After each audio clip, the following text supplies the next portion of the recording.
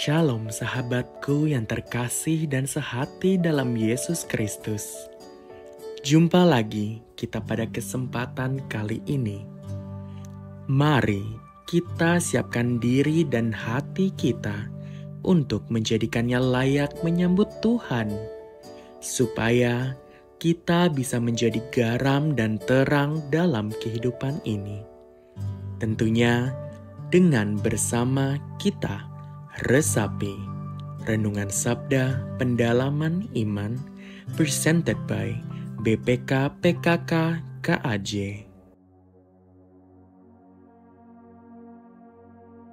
Bacaan diambil dari Injil Lukas bab 4 ayat 24 sampai 30.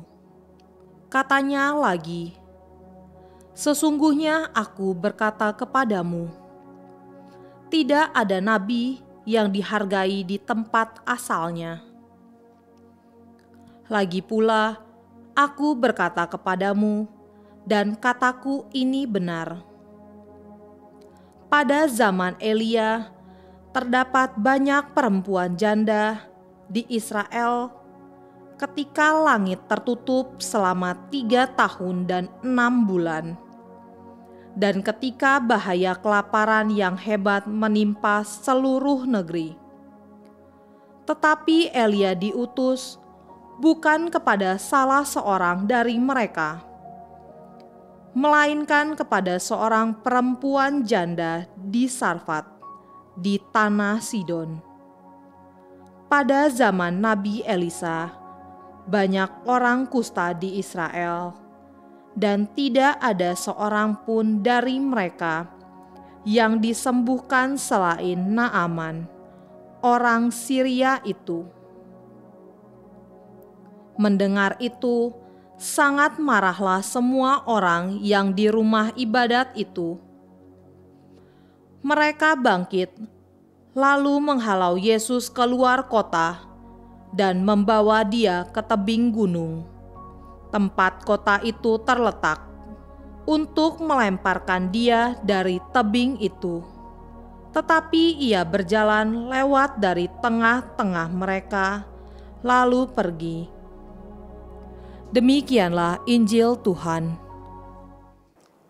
Shalom bro and sis, perkenalkan nama saya Clemens Raharja. Saya diutus dari Perduki Chapter Selatan 1. Dan renungan hari ini kita akan membahas tentang penolakan dan bagaimana cara kita mengatasinya. Kalau kita mendengarkan kisahnya tadi, pada saat Yesus datang ke kota asalnya, dia bilang semua orang itu membenarkan dia dan mereka heran akan kata-kata indah yang diucapkannya. Tapi mereka mempertanyakan, bukankah ini anak Yusuf? Dan Yesus pun berkata, tentu kamu akan mengatakan, kamu akan kontes saya, kamu akan suruh saya buktikan dengan menunjukkan mujizat yang apapun itu yang dilakukan di Kapernaum. Dan justru akhirnya Yesus pun bilang katanya kan, sesungguhnya aku berkata kepadamu tidak ada nabi yang dihargai di tempat asalnya. Kebanyakan dari kita, kalau teman-teman ya, pernah mendengar ada satu quote juga, your greatest supporter is a stranger. Bahwa pendukung kita itu kebanyakan dari orang-orang yang asing yang tidak pernah mengenal kita sebetulnya. Kenapa? Karena pada saat orang mengenal kita, dulu tahu waktu kita masih kecil seperti apa, lahir di keluarga seperti apa, seperti Yesus. Dia lahir sebagai anak tukang kayu, yang miskin, yang mungkin dilihat dari nilai kemanusiaan yang penuh dengan kelemahan. Jadi pada saat dia berkata-kata, dan justru pada saat itu orang-orang masih belum bisa percaya, ya kan, apakah dia seorang Mesias, dan buktinya mana, itu pertanyaannya kan, seperti itu. Nah kalau kita ngelihat, Yesus akhirnya membawa lagi pada saat waktu itu kisah dari Nabi Elia dan Nabi Elisa. Itu ada di zaman tersebut tuh masih banyak penyembahan berhala dan sebagainya. Makanya kenapa pada saat dia diutus ke sana, dia utusnya bukan hanya untuk satu orang, tapi justru hanya kepada janda di Sarfat, di tanah Sidon, dan akhirnya sama Naaman di seorang Syria itu.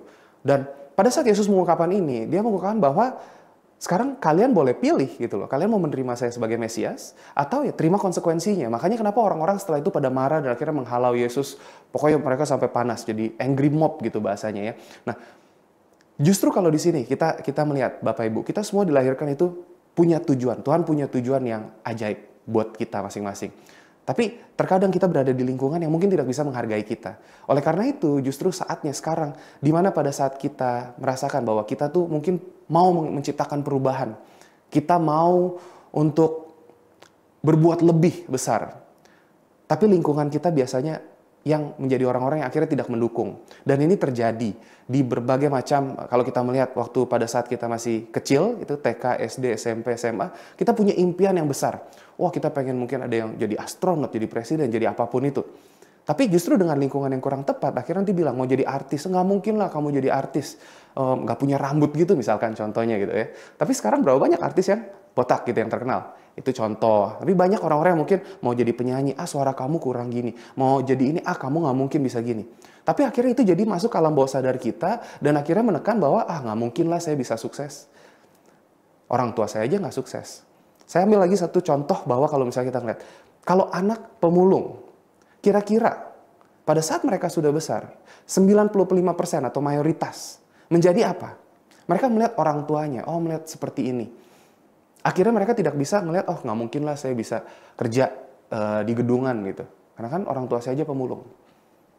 Dan itu akhirnya masuk ke alam bawah sadar kita. Tapi yang ingin ditekankan di sini justru dari ayat ini permenungan yang sangat bagus banget. Bahwa kita semua dilahirkan itu dengan satu tujuan yang besar. Tuhan punya rencana yang ajaib bagi pribadi lepas pribadi. Buat kita, buat Anda dan saya. Tapi kita mesti cari tahu apa. Dan itulah makanya kita perlu kenal ke dalam diri kita. Kita mesti tahu dulu. Apa nih? Ya kan, talenta yang Tuhan sudah berikan buat kita. Dan kalau kita mendengarkan perumpamaan talenta, itu jangan talentanya dipendam. Tapi justru kita gali, kita gandakan. Dan supaya kita bisa bersinar dengan cahaya yang sudah Tuhan berikan pada diri kita. Kalau kita ngomong penolakan. Penolakan itu bagian dari proses, bagian dari kehidupan. Dan saya sebagai pengusaha, kalau saya sering mengajarkan di komunitas yang saya bangun di Entrepreneur Society, itu komunitas pengusaha di mana orang-orang tuh bisa berkumpul yang punya vibrasi yang baik, yang mau saling dukung satu dengan yang lain. Karena kalau sebagai pengusaha itu kita biasa melawan arus. Banyak kan orang-orang, terutama di Indonesia Timur, itu masih berpikir bahwa menjadi pengusaha itu belum sukses. Kalau mau sukses itu jadi PNS. Dan ini mayoritas di Indonesia masih berpikir seperti itu. Makanya kenapa kita butuh satu komunitas, satu tempat di mana kita bisa saling mendukung. Kembali ke kisahnya justru. Makanya kalau kita ngomong tadi, penolakan itu adalah satu hal yang pasti akan kita hadapi dalam hidup kita. Sebagai pengusaha, sebagai kita lagi mau berkarir, apapun itu. Kalau kita ngomongin seseorang, Mesias, seperti Yesus saja, ditolak di kota asalnya. Dari orang-orang terdekatnya, karena dia tahu background-nya, track record-nya. Nah, pada saat kita lagi terjadi seperti ini, mungkin kita perlu keluar dari lingkungan tersebut, keluar dari daerah tersebut, keluar dari lingkungan orang-orang terdekat yang mungkin tadi jadi jangkar terhadap impian kita, jadi mungkin rem terhadap tujuan yang ingin kita tuju, dan kita cari komunitas yang tadi yang bisa mendukung. Yesus keluar, dia merantau lama sebelum dia melakukan karyanya dia di 3 tahun pada saat terakhir hidupnya. Nah, justru di situ yang bisa sampai kita bicarakan sampai saat ini. Dampaknya bisa sebesar itu. Makanya kenapa kalau kita ngomongin dari penolakan tersebut, kita sendiri menyaksikan juga kalau di Indonesia berapa banyak orang-orang yang punya talenta yang bagus akhirnya ditolak di sini. Kita ngomongin dulu ada Pak Presiden Habibie, ya kan? Ada berapa orang-orang yang justru mungkin punya talenta, punya karya yang hebat tapi tidak bisa diterima di negara atau di kota asalnya atau bahkan di lingkungan asalnya. Makanya kenapa kita perlu keluar dan kita berkarya di tempat lain. Kita bangun. Hal ini pun juga saya rasakan. Waktu saya pertama kali kembali ke sini, saya mulai bangun komunitas. Banyak orang-orang mempertanyakan, siapa sih si Clemens ini gitu loh. Dia jadi pengusaha udah sukses atau belum? Bisa bikin komunitas pengusaha, dia ngajarin apa di situ? Itu akan jadi pertanyaan-pertanyaan. Kalau kita mau tenggelam terhadap pertanyaan tersebut dan kita tidak mau bersinar, kita tidak bisa membuktikan. Kalau Yesus pada saat itu terus dia ngedown, terus habis itu dia diam, dia nggak melakukan lagi karya penyelamatannya, kira-kira kita bisa ngomongin ini nggak sekarang? Nggak tahu nasib kita seperti apa saat ini. Tapi dia tidak diam. Dia keluar dari kota asalnya, tapi dia tetap melakukan karyanya di kota-kota lain. Dia terus berbagi kasih tersebut gitu loh. Dan itu justru yang menjadi kisah penyelamatan yang kita ceritakan sampai detik ini, sampai saat ini. Makanya buat teman-teman di luar sana yang punya impian, yang punya tujuan hidup, yang punya apapun itu yang ingin kalian capai, tujuan, misi hidup kita. Jangan mau supaya kita tuh nanti cuman hidup jadi satu batasan standar. Cuman ngikutin apa kata orang lain. Nggak mungkin lah kamu bisa sukses, nggak mungkin lah kamu bisa gini, nggak mungkin lah kamu bisa begitu. Tapi kita harus bisa menggali potensi diri kita dan terus peperangan kita ini bukan dengan membandingkan diri kita dengan orang lain. Bukan dengan kita mau melihat, oh dia umur segini udah sampai segini, oh dia umur segini udah bisa begini. Tapi peperangan kita ini justru dilihat dari saya hari ini lawan saya kemarin. Kalau hari ini saya bisa 1% aja lebih baik dari diri saya kemarin. Itu kita bisa mencapaikan, kita bisa, kalau kita ngitung dalam 1 tahun 365 hari, itu kita sudah 365% lebih baik dari kita di tahun lalu. Ini kisah dari permenungan, dari kisah penolakan, dari kota asalnya. Yang bisa kita ambil sebagai permenungan hari ini. Dan buat teman-teman juga, kita harus selalu yakin kalau kita semua adalah anak-anak Allah. Dan kita punya tujuan, kita dilahirkan tuh punya tujuan yang besar dalam dunia ini. Kalau saya selalu katakan, our prime purpose, dan ini saya ngambil quote dari kata Dalai Lama. Dia selalu bilang, prime purpose dalam hidup kita itu adalah untuk menjadi perpanjangan tangan berkat Tuhan bagi sesama. Kata-katanya saya revise ya, perpanjangan tangan berkat Tuhan bagi sesama. Jadi buat teman-teman yang masih punya kesempatan, hari ini masih bisa bangun pagi, masih bisa bernafas, masih bisa nonton video seperti ini, penyemangatan seperti ini. Jangan sia-siakan waktu kita. Jangan sia-siakan waktu kita. Karena setiap hari yang berlalu itu adalah setiap hari yang jadi berkat buat kita bisa menjadi perpanjangan tangan berkat Tuhan bagi sesama. Apa karya kamu di dunia ini? Apa dampak yang ingin kamu berikan kepada sesama kamu di dunia ini? Jadi teman-teman, karena hidup kita ini singkat, jangan sia-siakan waktu yang sudah Tuhan berikan. Kalau memang kamu ingin mencapai sesuatu, mengerjakan sesuatu, mencapai impian, melangkah, nggak apa-apa, penolakan itu adalah satu hal yang lumrah. Kita sudah melihat tadi kisahnya Yesus ditolak di kota asalnya, keluar, cari pengembangan jati diri. Yang saya alami, ketika saya waktu baru pulang ke Indonesia, saya juga mengalami. Pada saat saya berbagi, saya dipertanyakan sama orang-orang sekitar saya, apa sih kamu tuh? Jadi kamu tuh bisnisnya apa sih? Kamu bangun komunitas tuh tujuannya apa sih? Kamu bagi-bagi ilmu gratis tuh buat apa sih? Gitu loh. Ini kenapa nggak dijual aja? Pada saat waktu 2014-2015 saya mulai kembali setelah masa perantauan di Melbourne dulu, itu saya banyak bikin event-event, membangun komunitas pengusaha, dan tujuannya itu untuk apa? Untuk tadi mengumpulkan orang-orang yang punya satu vibrasi positif yang bisa saling mendukung satu dengan yang lain. Tapi ada aja kalau misalnya kita ngomongin suara sumbang dan negatif yang bilang, ngapain sih? Emang kamu bisa apa sih? Kamu sendiri bisnisnya sebesar apa sih? Kalau misalkan seperti itu, saya berbagi dengan pengalaman apa yang saya dapatkan di masa perantauan. Saya merintis dulu dari segala keterbatasan dan bisa bertahan hidup di sana. Bisa merintis beberapa usaha di sana. Dan itu ilmu yang saya bagikan. Tapi saya selalu tekankan, bintangnya itu bukan saya, tapi tujuannya supaya kita bisa berkumpul satu dengan yang lain dan menguatkan dan berkolaborasi. Karena sebagai pengusaha itu, salah satu tujuannya adalah kita bisa saling bergandengan tangan dan tolong-menolong. Dan nggak banyak komunitas yang seperti itu pada saat waktu saya baru kembali. Makanya, tapi pada saat itu, akhirnya dari tekanan orang-orang terdekat, bahkan ada orang-orang terdekat yang kita ngomongin, keluarga, itu yang mempertanyakan, gitu aja nggak bisa, gini aja nggak bisa, dikatain, wah, segala macam yang kena ke mental. Justru pada saat itu, Tuhan buka jalan, akhirnya saya bisa ke Manado, bikin proyek di sana. Tuhan mempertemukan itu dari salah satu teman di sekolah evangelisasi pribadi juga, di salah satu kakak angkatan. Akhirnya kita bikin proyek di sana, kita bisa jalan. Itu saya keluar dari lingkungan saya, tapi justru di situ saya bisa berkarya. Saya mulai diundang di radio, waktu itu di Smart FM Manado, untuk pertama kali trial doang, bawain satu sesi. Sampai akhirnya dikontrak selama 1 tahun itu setiap minggu untuk ngajar, setiap hari Selasa jam 7 di waktu Indonesia Timur. Sampai akhirnya tahun kedua, itu bisa berbagi, mulai passion yang saya ingin berikan, tujuan yang saya pengen berbagi, saya pengen supaya teman-teman di Indonesia ini bisa lebih banyak lagi pengusaha, karena pengusaha itu adalah tulang punggung dari perekonomian. Dan kalau kita berkata, saya selalu percaya bahwa sebagai pengusaha itu sebagai orang-orang yang dipilih Tuhan untuk jadi perpanjangan tangan berkatnya, karena kita akan berbagi, akan mempekerjakan orang, akan membantu lebih banyak orang dari apapun itu yang Tuhan percayakan pada kita. Dan semua yang saya bangun ini, apapun dari komunitas, dari bisnis, dari itu, semua itu punya Tuhan. Saya serahkan kembali kepada Tuhan. Jadi biar Tuhan yang membentuk apapun itu. Kedepannya seperti apa, sebesar apa pergerakan ini. Dan pada saat saya waktu di Manado itu, saya bisa punya kesempatan untuk saya bisa bersinar dengan cahaya saya sendiri. Di luar dari bayang-bayang, dari semua kata-kata negatif, dari semua ketidakpercayaan, dari semua tadi orang-orang yang mempertanyakan, ini kan cuma anaknya Yusuf, tukang kayu yang gak punya apa-apa, yang miskin. Ceritanya seperti itu.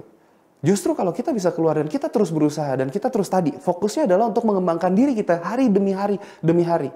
Dan mendekatkan diri kepada Tuhan. Itu Tuhan buka jalan dengan sangat-sangat ajaib, bisa bikin proyek di sana. Dan apakah kalau kita ngomongin itu langsung semuanya berjalan dengan lancar? Oh tentu tidak.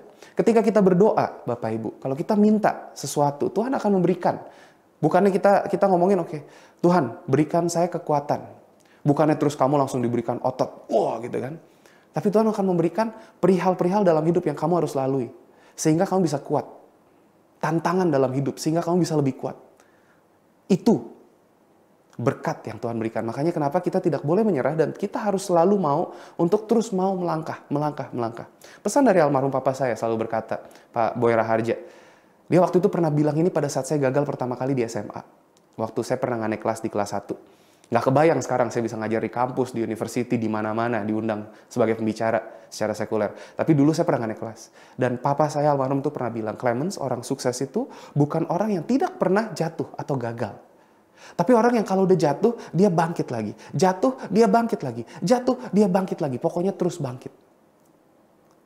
Beliau bilang, dan itu jadi rema dalam hidup saya, bahwa sesulit apapun, kamu tidak akan pernah gagal kalau kamu tidak pernah menyerah. Dan itu makna dari renungan hari ini. Semoga ini bisa menjadi rema buat teman-teman juga, menjadi penguatan. Kalau seorang nabi ditolak di kota asalnya, berarti teman-teman harus cari lingkungan yang bisa mendukung. Lingkungan. Teman-teman juga harus bisa bersinar dengan cahayanya teman-teman sendiri. Talenta yang sudah Tuhan berikan kepada teman-teman. Dan jangan mau hidup cuma dari batasan standar. Karena waktu kita di dunia ini sangatlah terbatas. Jadi kita harus bisa maksimalkan waktu kita untuk terus bisa menjadi apa? Perpanjangan tangan berkat Tuhan bagi sesama. Mari kita akhiri perenungan ini. Kita tutup dalam doa. Dalam nama Bapa dan Putra dan Kudus. Amin. Tuhan Yesus, terima kasih atas berkat yang Kau berikan kepada hari ini. Untuk kami semua bisa berada di sini. Untuk teman-teman yang mendengarkan di rumah saat ini, dimanapun mereka berada. Kau lindungi mereka Tuhan, Kau berikan mereka semangat baru, kekuatan baru, dan pengharapan baru, apapun itu, buat mereka yang letih lesu berbeban berat saat ini Tuhan. Kau berikan mereka penguatan, Kau lindungi mereka dalam kuasa darah suci-Mu Tuhan, agar mereka bisa terus berkarya, bersinar, dengan talenta-talenta yang sudah Kau berikan kepada mereka, agar bisa menjadi perpanjangan tangan berkat-Mu lebih lagi bagi sesama, buat mereka yang ada di luar sana, baik mereka yang sudah mengenal Engkau maupun yang belum.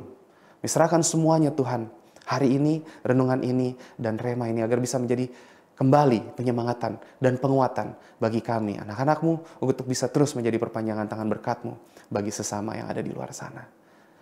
Terima kasih Tuhan, semua ini kami doakan, kami serahkan hanya untuk memuji dan memuliakan nama Engkau. Kemuliaan kepada Bapa dan Putra dan Roh Kudus, seperti pada permulaan, sekarang, selalu, dan sepanjang segala abad. Amin. Dalam nama Bapa dan Putra dan Roh Kudus. Amin. Tuhan memberkati.